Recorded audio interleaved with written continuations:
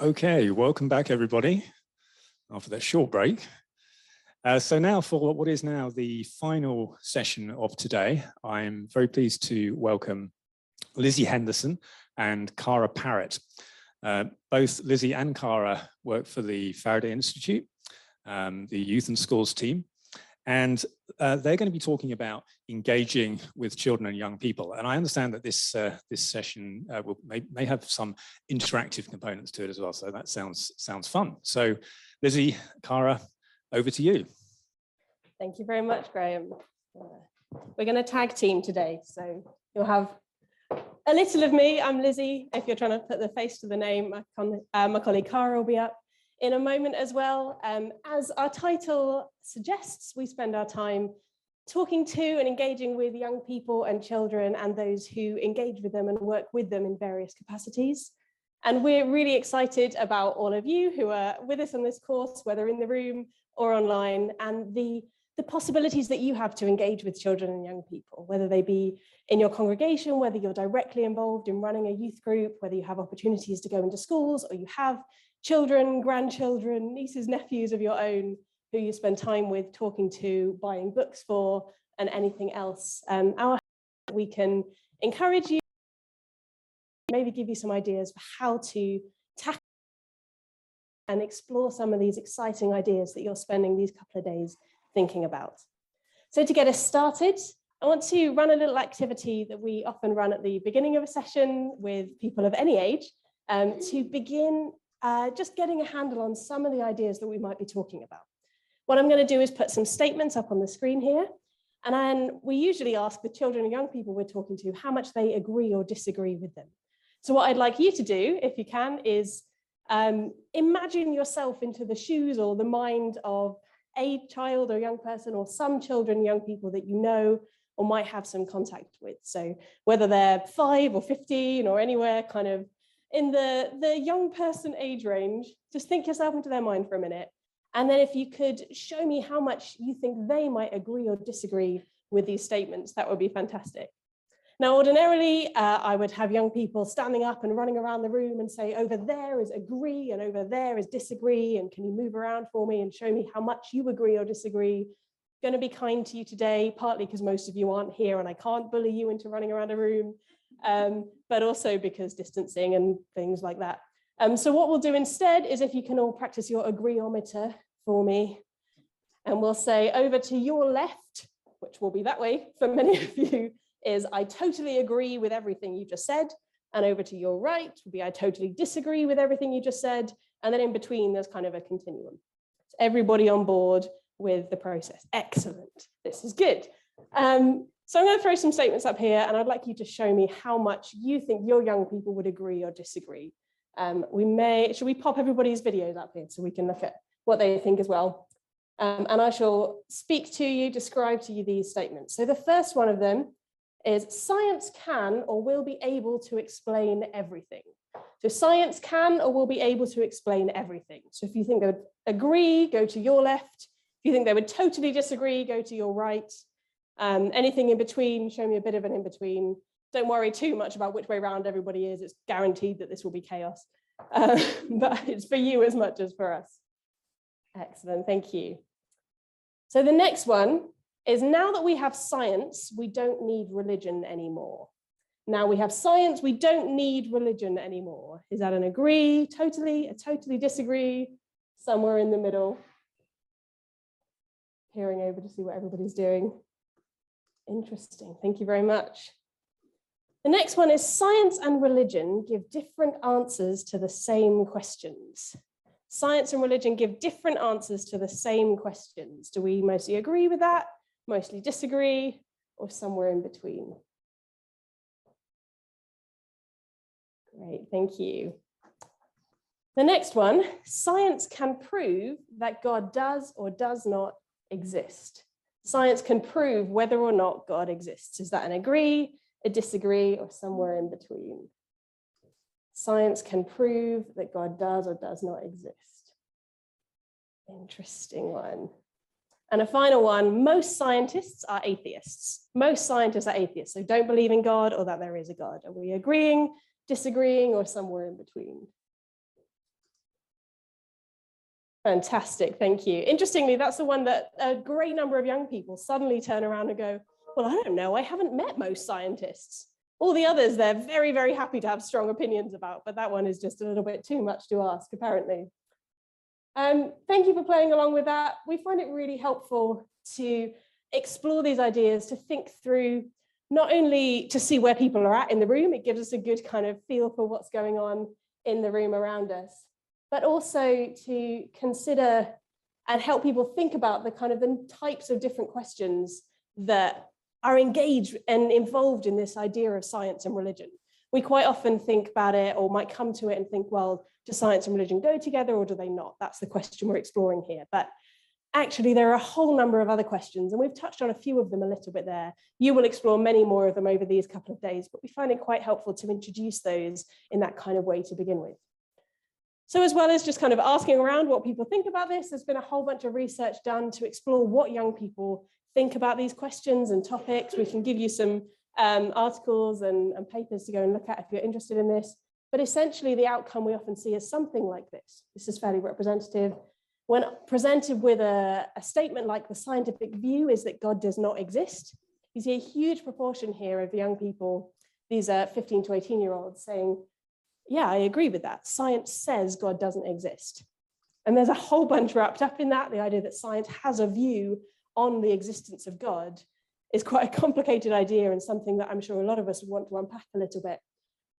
But this is quite a representative view of how our young people tend to feel about this. When we dig in a little bit deeper, we see some of the comments that come out from them, things like science and religion are at war, they disagree and it's making me feel uncomfortable with my religion, or I want to believe in God, but science is making new answers.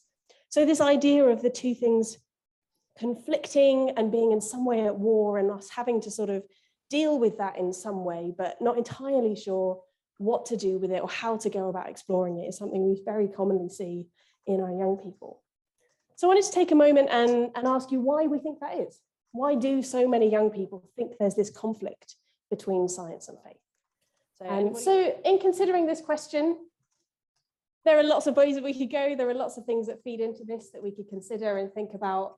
One of those that we've kind of touched on a little bit is what young people are learning, what's influencing them, how they're learning about these kinds of things. Just trying to get my slides back up again for you, if I can.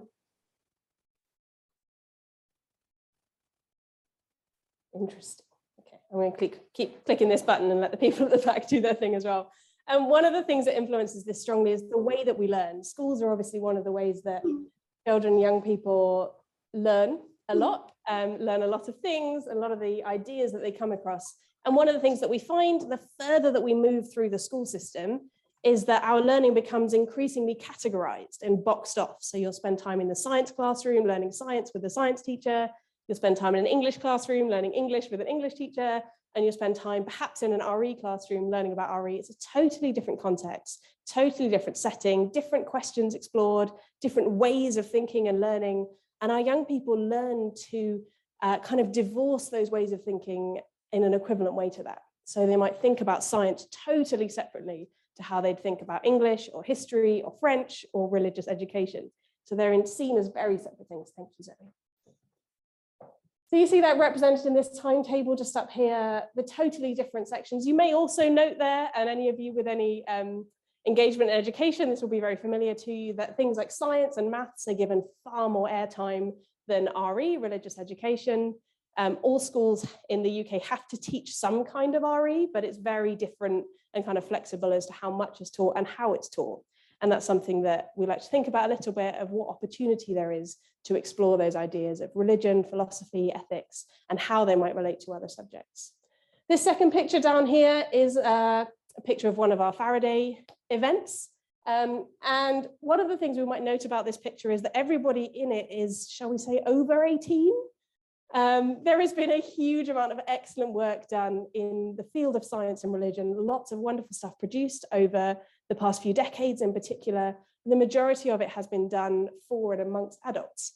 And there's absolutely no problem with that. But what we hope to do is to make sure that that can filter down, that those adults then go on to communicate that to younger people. So you don't have to wait until you're 18 plus to explore these ideas and to think about them. So I'm going to hand over to my colleague Cara for a little bit to help us think about why this matters. We've pointed out a little bit of what's going on in terms of young people and their views on science and faith, and I shall let Cara carry on. Thank you, Lizzie. So yeah, just a short section on briefly why it matters, does it matter, what children or young people think about that relationship. Is it quite a niche, quite an academic topic, or is it actually going to make a difference to young people's lives and how they go about that? From our perspective, it matters a huge deal. From a spiritual standpoint alone, I'm sure you were struck by the responses to that statement that science says that God does not exist. And so already there should be a level of concern raised that young people are putting up barriers to taking faith seriously already at quite a young age. So already there's that spiritual alarm bell. But I also think that children and young people in this day and age, they're growing up in a world where they're really complicated topics that they are going to have to tackle in their lifetimes. And these topics need them to have a proper appreciation of what science says, its power, but also its limitations and how it fits in with other ways of knowing that are also equally important. So things for them like genetic modification, what our genes say about us, things about the effects humans are having on the planet and what is their role and responsibility within that, another huge one they're going to have to face. And then maybe even from discoveries from space exploration, which might feed into their ideas of our value or who we are as a human race, but maybe even in the future, kind of creation care concerns as we start to dominate other planets, potentially. Then again, we've got consequences from things like AI and any ethical considerations, which that's going to bring up. And I think you'll hear a bit more about that tomorrow. And then there's also humanitarian crises that science has something to say about. So maybe disasters like fires, floods, droughts, and how climate change is going to feed into those as well. So really massive topics. And we see some of these themes coming through in the questions that we get from children every week. Here are just a small selection of the questions we get.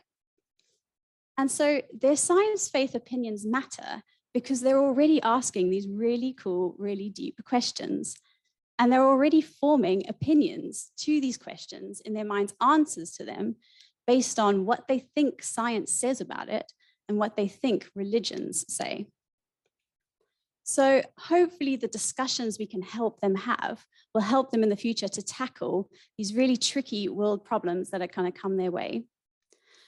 But these discussions are also important because a lot of the questions they're asking actually go deeper into how they view themselves. So their identity, what makes them them, their value, the value of people around them. And again, another huge topic, and we can take this opportunity to, yes, speak about some of the things science might say, something about genetic makeup and brains, but also a really good opportunity to show what science can't address and that things like identity can go beyond what the science can tell them. So that was a very brief overview of some of the reasons we think it's important to engage, and Lizzie's going to briefly show how different people are helping them engage. More from me, I'm afraid. You'll get more of Cara later, I promise. So once we've thought about the fact that this is important to help young people engage with this, we obviously want to know what's being done about it. And the good news is that there are a number of excellent projects working to help young people consider these questions, to provide opportunities for them in schools, in churches, in their homes, in any kind of places they might be, where there may be opportunities to explore these. We can point you to any more of these if you want to ask us about them. A couple to flag up. If you've come across Messy Church at all, some of you may use that in your own congregations. Messy Church Does Science is an excellent resource that just uses science experiments in a church context to kind of engage with science, to help young people do that in that existing setup of Messy Church that's so well designed to bring families into the church and begin those kind of conversations and relationships. There are lots of others. We'll give you a little bit more information about this as we move on, but I'm going to take this moment to do some shameless plugging for our own program here at the Faraday Institute and tell you a little bit about what we do and how we do it. So we've run hundreds of sessions over the last few years and seen thousands of students from ages 3 right up to 18 and everything in between. And we spend a lot of time exploring these ideas of what science is, what faith is, how they go together, and trying to unpack some of those misconceptions and some of those ideas that have been unhelpfully communicated that lead them to think that science and faith might be in conflict and that they may not be able to pursue both of them together. So we do that in all sorts of different ways. Some of the things that we have found particularly useful and that we focus on a lot is to try and make sure that our work is very interactive, which has been challenging over the last couple of years, as I'm sure you can imagine. We like to get hands-on, to give people an opportunity to do that themselves, hence an opportunity in a short while for you to get interactive and hands-on yourselves. I hope you're prepared for that. We also like to make sure all that we do is very question-based. As you've seen, these young people have lots and lots of questions, and many of those we see coming from children as young as 3. And if you can give them some vocabulary, often those questions come pouring out. So we like to give opportunity for them to ask those, and with that in mind, to make sure that we're engaging directly with each individual that we're talking to. When those questions come out, they're not just coming from a faceless nobody, they're coming from somebody with thoughts and ideas, and often there's sometimes some real pain behind that. Inevitably, we get questions about suffering and those sorts of topics, and it's very clear to all of us who engage with any people when we're looking at those kinds of questions, there's a real person behind that. There's some real experiences, and it's worth engaging with each person that we're talking to or that we have the privilege of meeting. Another thing that we like to do when we run sessions and we engage with people in any way is to use science in a way that shows how exciting and how fun it can be, and also can help us to unpack again some of those misconceptions. Lots of what we see about the views that we see about science and faith come from misconceptions about what faith is or about what science is, and I'm sure many of you are familiar with those. We quite often get statements from young people saying things like, oh, well, science is about fact and faith is about sort of believing in things when there isn't any fact, and those sorts of things. We like to sort of gently unpack and think through a little bit and consider actually what is science and how does it work and how do we do it and why, and the same with faith. And we find that doing a little bit of science is a fun way to do that. It also is always a good way to grab an audience's attention if you set fire to something at some point or promise to. So, you know, no promises, but be on the lookout for fire. But I thought we'd do a little bit of science right now. We're going to do some hands-on interactive science with you in a moment. But just before we get to that point, I thought I'd demonstrate a little something to you to show something of the way that we might use this. So I have over here on a table that might be just out of shot for some of you, but I will lift it up to show you the exciting thing that's been sitting on the table. One of my top tips, if you're ever doing any kind of presentation, is to put something intriguing looking on a table and not mention it for a few minutes. Because if there are people that are dropping off at the back of the room, then there's 1 or 2 of them who are going to be sitting there going, but I need to know what's under the towel. So I'll show you what's under the towel. It's a bowl of nothing. Endless disappointment, that's what you get. So into this bowl, arguably of nothing, but I'm not going to get into that kind of quantum discussion right now. Going to pour some water. And again, ordinarily, this would involve lots of volunteers and getting you all out to come and play. But in this era of distancing and being nice to you at this time on a Friday afternoon, and some of you not being in the room, I'm not going to do that right now. This bowl of water, I'd get some volunteers out and ask a question, say, could you find a way of getting some air into this water for me? Simple question, something that gets them blowing bubbles, which apparently is really funny to watch, particularly in a school. I hadn't quite clocked how hilarious everybody would find this when their sort of classmates are blowing bubbles suddenly, but there you go. So they come up and blow some bubbles. And we watch them for a while. And then we think a little bit about what we're learning. We think scientifically about it. And we consider that the water is a compound, and depending on what age they are, they might know certain things about water or air. We might talk about how they're pushing air out of their lungs through the straw into the water, that the bubbles of air are forming under the water and then rising up and popping, and they don't really stick around very long.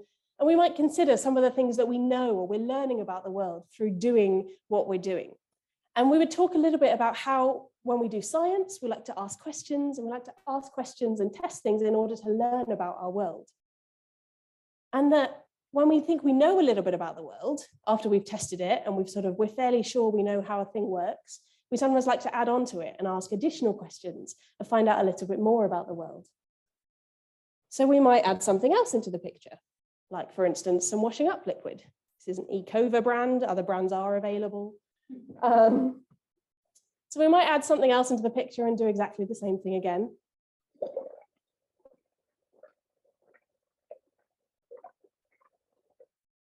And consider how this time something a little bit different happened.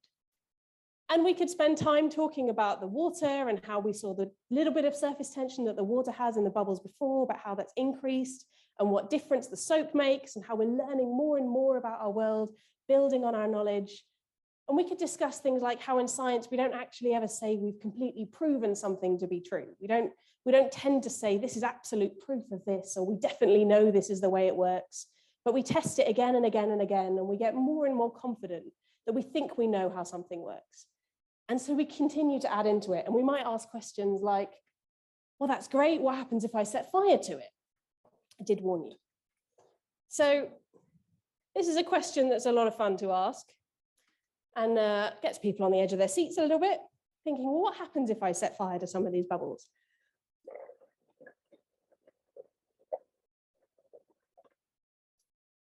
So I might take a handful, get myself a flame. I'd normally ask for a countdown, but again, I'll be nice to you and see what happens when I set fire to it.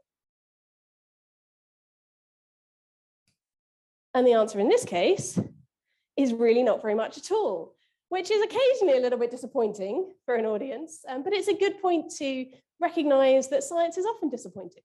That when we do an experiment, we might hope for one outcome and we might get a different one, and we have to learn to deal with disappointment, and that's a very great life lesson.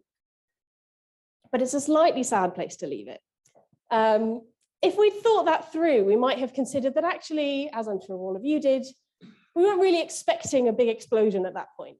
Might have been hoping for one, but we weren't really expecting one, because the only things in that bowl were water, if you trust me that it was water in that bottle, which generally isn't flammable, soap, which doesn't tend to be flammable, and the air from my lungs, which in case there's something very wrong with me, really shouldn't be flammable. So we wouldn't be expecting any kind of big explosion or drama at that point. But we could perhaps add something else in and see what would happen if we took it a little bit further. So we could add in our something else. You might see this is labeled science gas. That's because often I'm doing this with young people. I'm not allowed to tell them what it is. And just for an air of mystery and intrigue, I'm not going to tell you what it is either. We might add something else into the scenario. We could do exactly the same thing. We could take a handful. We could get our flame, and we can see what happens if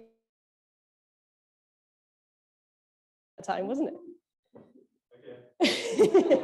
I would, but there's quite a low ceiling in here and quite a few smoke detectors, so I'm going to cut my losses. But you can see, hopefully, from doing that, that using science is not only a way to grab attention, to set fire to something, to kind of get everybody on board with you, but also a way to demonstrate a little bit of that thinking through what science is. We've learned some stuff about what science does, that it asks questions, that we explore, that we test, that we build on our knowledge. We've begun to unpack some of those opportunities for misconception or for understanding what science is about. So that's some of what we do. A little bit more shameless plugging, some more of what we do. We produce books and resources. Some of these are over here on the table to my left. You can also get them in our online shop for a whole range of different ages and situations, some for Christian homes, some for use in churches, some much more general introductions to science and faith. There's some teaching resources and all sorts of things. I do encourage you to have a look at some of those. We also have some websites for children, for ages up to about 12. We've got a website live at the moment. There are some coming soon for teenagers, and also one dedicated for educators, as we've called them, or teachers, church workers, yourselves, in whatever situation you're in, those who are working with children, young people in any particular context. We also run training. You are ahead of the game because you're in some training that we're engaging with as well. But if this is something that interests you, or you know of people in your congregations or on your staff teams who might be interested in doing this, please do get in touch with us or encourage them to. We do run training over half a day, even longer, for people particularly interested in how to explore these topics with the young people in their care. But just to reiterate again, we're so excited about the opportunity that you have. And I'm going to hand over to Cara again to say a little bit about that and to help us think a bit more about what you might be able to do in your context. Thank you. Yes, if we haven't said it enough already, we're really excited that you're here and you're thinking about these topics, and hopefully now you're thinking about these topics from the perspective of young people and how you can help them through that journey. We're particularly excited because from your role and your relationships within the church, you have great opportunities to raise these discussions with the young people in your care. So we're going to run through some ideas which might help you to think about how you can raise and support these discussions for your young people. And at the end, if there's time, we'll hopefully give you a bit of time to think more practically for your particular context about what you might be able to introduce. So just keep that in mind as we run through some of these points. So first, and probably quite simply, is just the idea of celebrating science as a gift from God. So you might not need to create a very deep science religion talk for your young people. Sometimes it can be as simple as helping them to engage with science in the church context. And that in itself already helps them to start forming those links between the creator God that they hear about in the church, and then all the exciting stuff that science is telling them about what he created. And this is an idea that we do see reflected in the Bible. For example, the Psalm that's just spouting excitement about the amazing deeds of the Lord that should be delighted in by all who ponder them. And I think, and this is the verse, incidentally, that's above the Cavendish Lab here in Cambridge. So a fun way to do this is to get practical, as we've been hinting at. It really does go down well at all ages. You'd really be surprised just how interested and invested people get when they start to get their hands dirty, even the sullen teenager at the back. I've been just surprised how well it works across age ranges. And if you doubt that, we're going to make you do it. So we're going to dive into some hands-on science now, if you are ready. People at home, if you can get together some of the ingredients you might have prepared and hopefully kind of set them up in view of your camera with your cameras on, that would be great, so that we can engage with you. And then people in the room, we've set you up here with some stations and some instructions, and we'll give you just 5 to 10 minutes really to have some fun. Yep, lovely. That is your cue. Oh, it's kind to me. So well done for those of you who did it in the building and at home. Feel free to have fun with the rest of them, with the rest of the family over the weekend. Just a few kind of, oh, I should have been up, rundown of how they worked, but you all have that on your handout, so feel free to explore them as well. And I'm going to hand over to Lizzie. Thank you, Cara. I'll pop my mask off again. I hope we all enjoyed that. We were having some discussion here just about how we could use those. It's as simple as just, doing something like that in and of itself in a church context. You're immediately challenging anything that a young person might have in their mind that science and the church or science and faith don't go together. So you're just giving them that kind of idea of, well, there's science happening in this church context, so there must be some opportunity there. And there are lots of ways to do that. You don't have to get messy. You don't have to get hands-on if that's not an opportunity that you have, particularly if you're online. Obviously, that's harder. But you can do lots of other things. There's another quick example here. Quizzes are always fun. So you might find out a few little scientific factoids, set this up as a quiz. You could ask things like, how many stars do you think there are in our galaxy? You will probably get guesses of anything from 100 to 15 billion. We reckon there's about 300 billion stars in the galaxy. Sometimes people guess that high, sometimes they don't, and estimates vary, but there's certainly a lot. And we can't really get our heads around how many 300 billion is, but it's definitely a lot. And especially when you think about, that's 300 billion stars in our galaxy, which is one of, we reckon, about 100 billion galaxies in the known universe. So these numbers are getting far too big for us really to get our heads around. We might be able to get them around a little bit more if we think that if we go out on a dark night, look up at the sky in an area with no light pollution, we can normally count maybe 1,000, maybe 2,000 stars if you don't lose count in the middle somewhere. But that's nowhere near, not even close to this idea of 300 billion stars in each of 100 billion galaxies. It gets pretty massive quite early on. There are some marvelous resources you can use to help explore this a little bit. These are all photos from NASA, from the Hubble telescope and others. This is a globular cluster of stars. So each one of those points there is a star. Sometimes some of them are several stars or galaxies in there. And that in the middle isn't a galaxy. That's just so many stars in that field of vision that they all start to kind of blur together. If we look at them a little bit more closely, we can look at things like this, which is a nebula. And you can look at the life cycle of stars and things that happen when they explode. And they give us beautiful images. And there's incredible science going on to explore how they work. And there's such wonder in them. I don't think there's anybody that doesn't get slightly wowed by looking at or thinking about stars.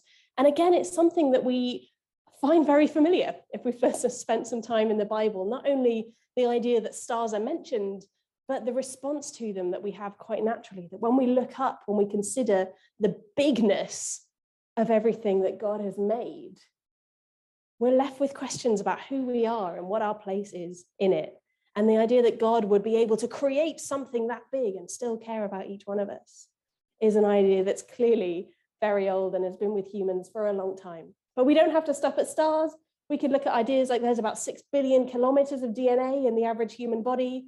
There's about 86 billion nerve cells in the human brain, or about 300 trillion trees on Earth, or about 9 million known species of living thing.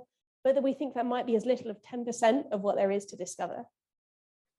And if you wanted to, you could spend some time looking at and thinking about some of those different species, even just to think about how cute some of them are. Sometimes just spend a minute doing a little slideshow, some of our favorite pictures. But the ideas of wonder that these things bring up, if you spend a minute pondering, it's such an easy and wonderful way to explore science and what science can help us uncover, and the way that it interacts with lots of our other questions and ways of engaging with the world. And again, it's something that we see reflected in the Bible. This celebration of what God has done in its variety as we learn about it, as we explore, it's encouraged in the way that we read the Bible to consider all of these things that God has made, how he may have done that, and to consider our responsibility in relation to them. When we think about the idea that we're put here as stewards, that a huge part of our existence is to do with looking after this stuff really well, to find out about it, to explore it.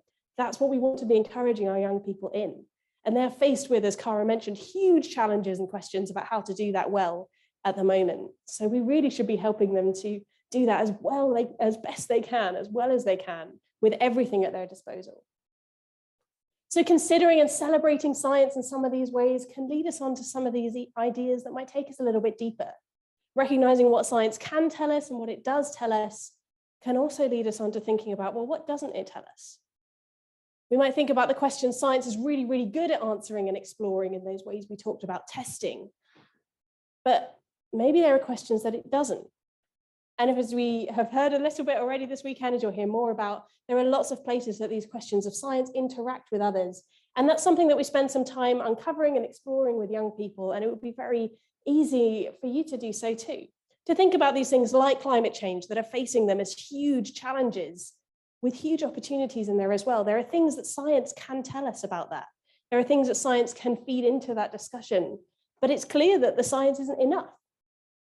We often get young people come up to us and say, well, we've known the science for decades. Why haven't we done more? And we say, exactly, that's the question. Why? What else is going on? What other things need to come into this? Science forms part of the picture, part of the puzzle, but there are all these other things that need to come into it too. And this is the case with so many of our big questions, so many of the things that face us in our everyday lives and in different careers that we might pursue. To think through, how might these different types of questioning interact with each other? What are the different types of questions? What kind of question am I looking at here?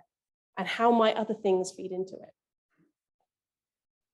We also might then take a minute and think about, well, actually, how do we figure out what we know anyway? How do we decide what we believe? So many of us have this idea that science is this sort of absolute fact, knowledge, the ultimate form of knowledge is often what's represented in the media and what we can come to understand, to think about it. But when we start to look at what science is and what it does, we quite quickly come to that recognition that actually it doesn't really work like that.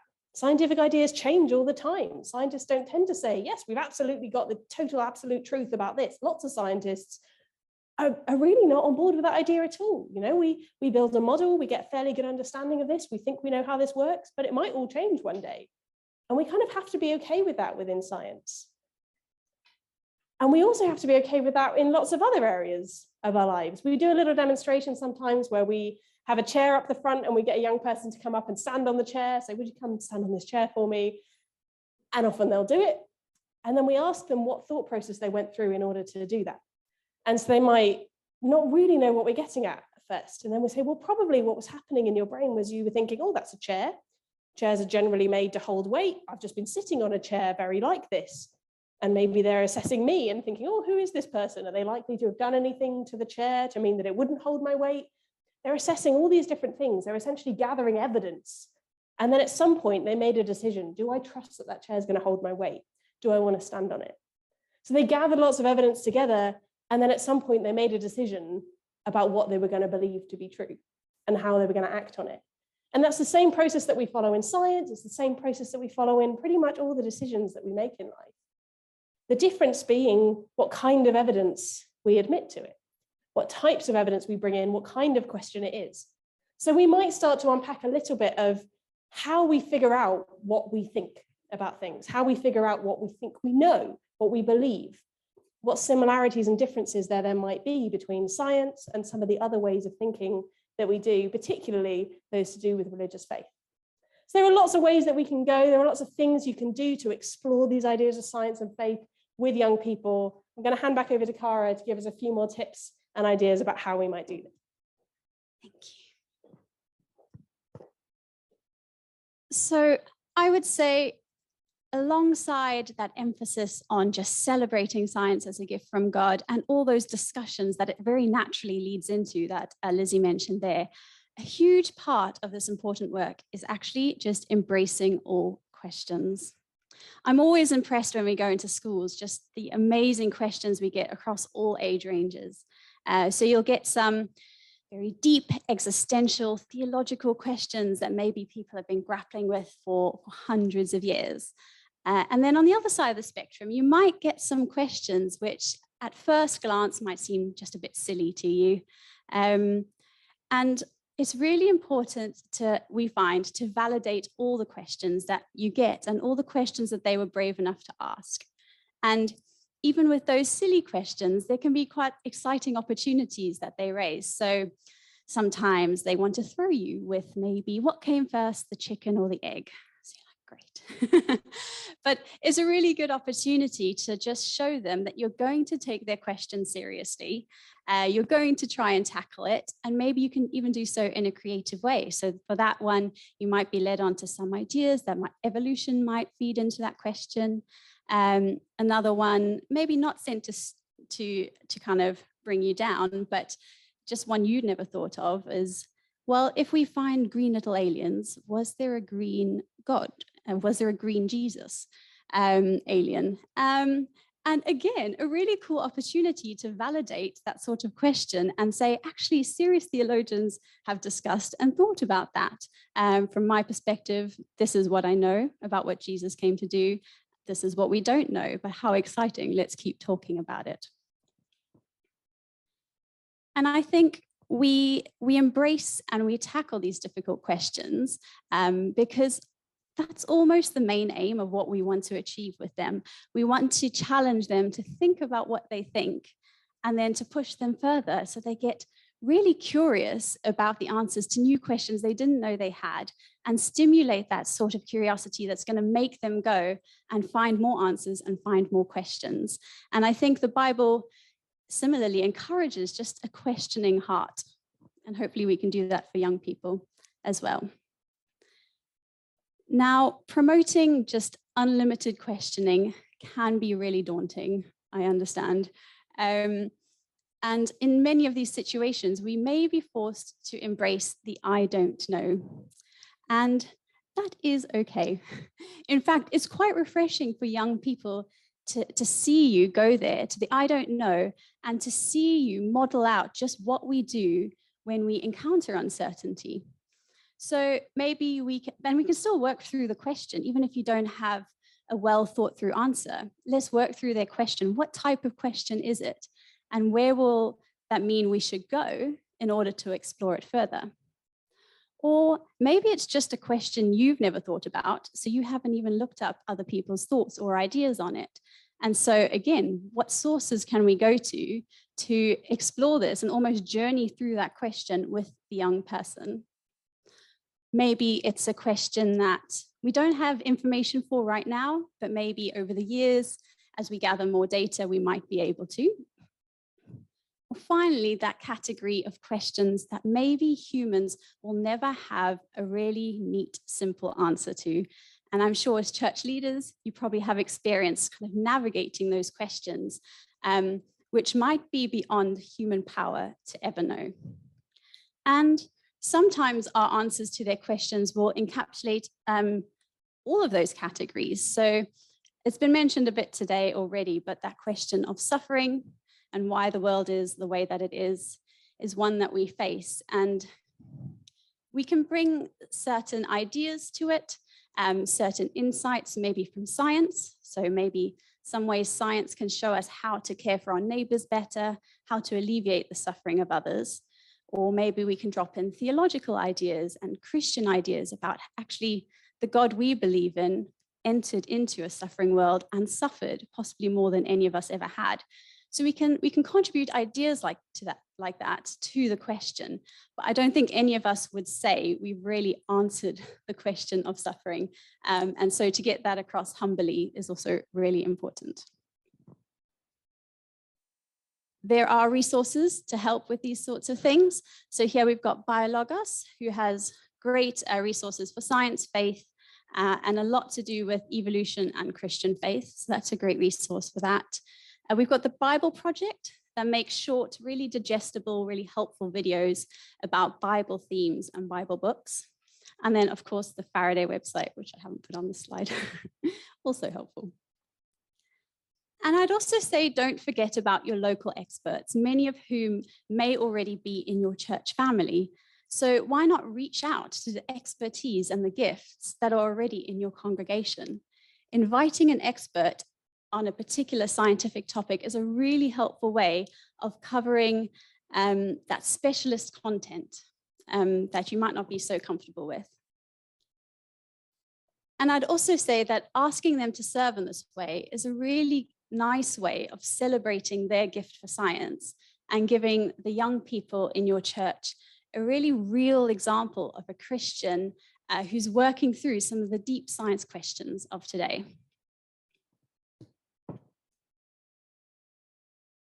And then leading on from that idea to our final point is the suggestion that you make use of stories. They give you such a rich kind of treasure trove of perspectives and insights that you can use. So again, there are websites to help you that have a host of just personal testimonies, personal stories. Here we do have the Faraday website. Within that, we've got the Test of Faith resource, so interviews of people sharing their personal stories, scientists sharing their personal stories, theologians as well. We've got Biologos that has a variety of stuff like that, and Science for Seminaries, just to name a few. And I suppose our mind might go to people like this. So classic examples of esteemed scientists, theologians, philosophers, who during their lifetimes have drawn together ideas of science and faith. They have a deep personal faith themselves, and they've written lots about it. So great resources. I'm sure you recognize a lot of these names. We've got Faraday, for whom we're named, Maria Mitchell up there, who was the first US female professor for astronomy. And then we've got Johannes Kepler down there, who gave us this beautiful quote about wanting to become a theologian, and then through that process, kind of realizing that he could also glorify God through his efforts in astronomy. So young people might know these names from their science textbooks, they might know their scientific contributions, but what's stripped back from that in the textbooks are their personal stories, their motivations, their beliefs. And these are great areas that we can kind of reintroduce into what children are learning about these characters. And maybe even stories and quotes like this can help young people as they're thinking about their future choices or what God actually says about their desire to do science. It can be really freeing to just see a lived example from someone else. And we don't only have to live in the past, so it's also really helpful to show that Christians are still at the forefront of loads of scientific fields. So up here we have climate scientist Catherine Hayhoe, you see there, Francis Collins, who's already been mentioned today. So he's the outgoing director of the US National Institutes for Health. Incidentally, we'll be here later in the year at our summer course, if you'd like to come to that. And then we've got Georgia Dunstan down here, who I didn't know much about, but she's a geneticist looking at the role race plays in the success of organ donations and how that feeds in to our clinical trials that go into that. So just such exciting opportunities to present Christian perspectives on topics that are really of interest to young people today. And just finally, these people have thought quite deeply about their science and faith. So quotes from them are just really helpful platforms from which to start your discussion. So this is Jennifer Wiseman. She works on the Hubble Space Telescope. So again, she can have great imagery alongside her stories. And she speaks a lot about the power of science, but also kind of those profound truths that science is just not equipped to tackle. And I particularly like down here her reflection, so I'm just going to read it, that our worship should embrace the revelation that the universe we explore was conceived and is continually upheld by our Savior, that the Christ who lived among us for 33 years on earth as Jesus is also responsible for galaxies, black holes, planets, oceans, and porcupines, most importantly. In this way, scientific discovery can lift the minds and hearts of believers to a deeper level of awe and reverence for the King of Kings and the Lord of Lords, who is also the Lord of all creation. So there, I'll hand over to Lizzie. Thank you, Cara. So we've given you a few ideas of how you can engage using the wonder of science, some exciting ideas using practical science. But it would be remiss of us not to recognize that there are potentially controversial and sensitive issues here. This can be particularly true when you're engaging with young people. Any of you who've spent some time with children or young people know that when questions come about particularly theological issues, your mind is immediately buzzing with, what have you heard from your parents? What might anybody else in this room have heard from their parents or their teachers? How do I avoid stepping on any toes? But our encouragement to you is that that doesn't have to mean that you just step back and don't say anything. We should, of course, be hugely careful about how we do this. But one of the main things that we would aim to communicate and to help you to think about as well is, how do we help our young people to learn how to disagree well? Because the odds are there will be some disagreement. People will have different ideas. They'll have heard different things. They'll explore and come to different conclusions. And that's okay. One of the things that we love to talk about and hope to help others think through as well is this idea of disagreeing well, being able to model, to encourage thinking through things deeply, engaging with things intellectually. We don't have to leave our brains at the door. We don't have to not look at the difficult questions, but to be able to do that with a genuine respect, with humility, with grace, to remember that the people that we're talking to, the people who hold different ideas, are people just like us. For us, thinking of that as they're people who God loves just as much as he loves us. And that actually the Bible and Jesus' teaching don't tend to say things like, well, the most important thing is that you're absolutely right about everything. They tend to say things like, actually, the most important thing is that you learn how to do this love thing really well. And again, we don't check our brains at the door. We want to encourage people to look at these, to think it through, to figure out their ideas on it. But we can do that while teaching this genuine respect. And this is something that's a little bit different from what young people are coming across as ideas in lots of other places. In schools at the moment, there's a lot of focus on an idea that is essentially tolerance, which sort of feeds into this idea that you can think what you want and I can think what I want. And the best way to do that is just to not really talk about it when we disagree. And sure, everyone's allowed to think their own thing and that's about it. But actually, we can go a step beyond that to say, well, tell me what you think. How did you get there? Why do you think that? And we're much better at doing that when we're not worried about our own views being somehow threatened by there being a different view out there. And this is a place where we can go again and again to endless places within the Bible, within scripture, within Jesus' teaching, for that reassurance that actually we don't have to be endlessly on the edge, that our views and opinions are going to get somehow upended, that God is big enough to deal with questions, that God loves it when we question, he loves it when we explore, and above and beyond that, he loves it when we act with grace towards people. And there are lots and lots of passages we can go to like this one to help us think that through, to think that first and foremost, as we engage with these discussions, as we look at these topics, we can be demonstrating ourselves and teaching our young people to clothe ourselves with compassion and kindness and humility. And the more we do that, the more exciting and deep these discussions can become and can go. So some of our encouragement to you would be, don't give up because it's complicated. It will get complicated in places. You will come up against ideas that you just go, how on earth are we going to discuss this? One of my favorite, slightly lighthearted at this point moments in front of a group of primary school students in a church setting was we've been talking about God and creation, and there were some interesting questions coming out about creation and evolution and the Big Bang. And these kids are from all sorts of different church backgrounds. So we were, fielding this gently. And one of the kids put their hand up and said, if God made everything, does that mean that God made Santa? These kids were like 5 to 10, and this was a whole different level. This is not only people have been taught different things about who God is and how he created and evolution, but Santa. So thinking on my feet, I think I said something along the lines of, I believe that God's created everyone who ever existed. Now let's move on. So I definitely skirted around that one, but it will get tricky at times. It will get complicated. I'd encourage you not to be afraid of that.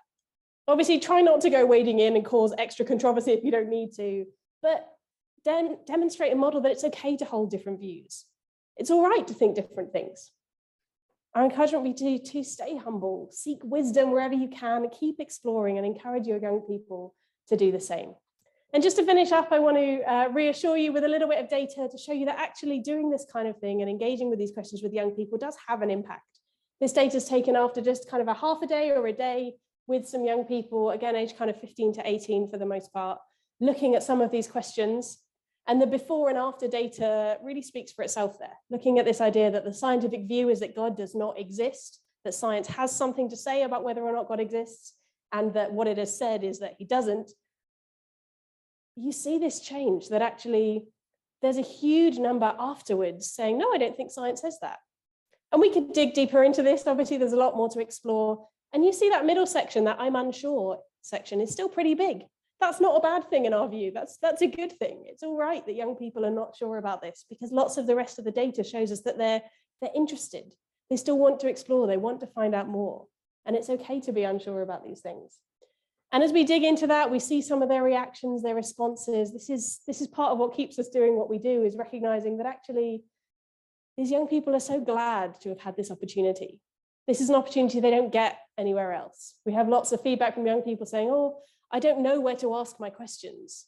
And then we see things like this and say, thank you for letting me ask my questions about science and religion. Or they answered questions that I'm afraid to ask in other places. I also quite like the speaker inspired me so much, I thought my head was going to explode, which is possibly my favorite bit of feedback ever from an 8-year-old. So that's really the end of what we want to say to you, I suppose. We'd like to give you a few minutes to kind of think about what you can do now. Initially, those at the top there, if you want to pray for us, please pray for us. We need your prayers. If you want to pray for this work generally around, we would absolutely love that. Please stick us on a prayer list or whatever it is that you do.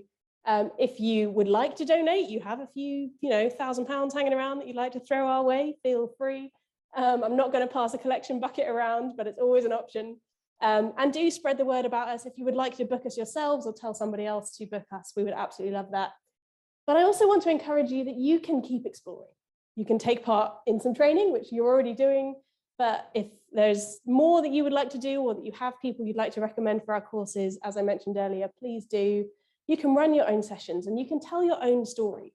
Each one of you in coming here is demonstrating that you have some interest in this area. You may well have experience in science or in thinking through the theology of these. You've got a story to tell. You don't have to necessarily be the director of the National Institutes of Health in order to have a story to tell about this. So I'm going to give you a few minutes, just kind of 5 minutes or so now, to consider what you might be able to do. This doesn't have to be, we're not going to hold you to it, and call you up in a year and ask you about all the sessions that you ran. But if you were going to do something, can you think of an event or a session that you could run with the young people you have an opportunity with? What might you do? What kind of topics might you look at? What kinds of activities might you use? Are there people in your congregations that you might get to come and speak or run an activity or run a session? And what message do you want to leave them with? What message do you want to give to the young people in your church, in your context, about science and faith and how they can engage with it? We'll give you a few minutes to think about this. If you're in the room or with anybody else, feel free to have a chat about it. And then we'll hear a little bit from you in a couple of minutes.